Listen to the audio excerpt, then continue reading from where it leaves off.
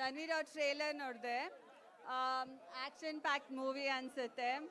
And ಇಡೀ ಚಿತ್ರರಂಗಕ್ಕೆ, ಧನ್ವೀರ್ ಅವ್ರಿಗೆ, ಸಂಜನಾ ಅವ್ರಿಗೆ ಎಲ್ಲರಿಗೂ ಒಳ್ಳೆಯದಾಗಲಿ.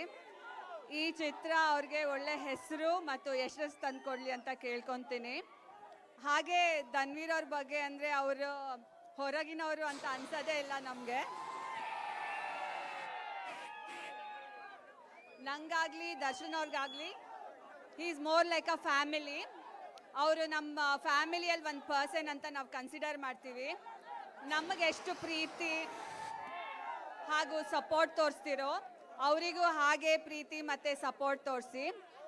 ಇದೇ 27th ಅವ್ರ ಮೂವಿ ರಾಜ್ಯಾದ್ಯಂತ ಬಿಡುಗಡೆ ಆಗ್ತಿದೆ. ಎಲ್ಲರೂ ಥಿಯೇಟರಲ್ಲೇ ಹೋಗಿ ಫಿಲಮ್ ನೋಡಿ, ಪೈರಸಿನ ಸಪೋರ್ಟ್ ಮಾಡಬೇಡಿ. ಆ್ಯಂಡ್ ಎಲ್ಲ ಕನ್ನಡ ಚಿತ್ರಗಳನ್ನು ನೋಡಿ ಆ್ಯಂಡ್ ಸಪೋರ್ಟ್ ಮಾಡಿ. Thank you. Thank you ma'am. ನಿಮ್ಮ ಡಿ ಬಾಸ್ ಪರವಾಗಿಲ್ಲ, ಚೆನ್ನಾಗಿದ್ದಾರೆ.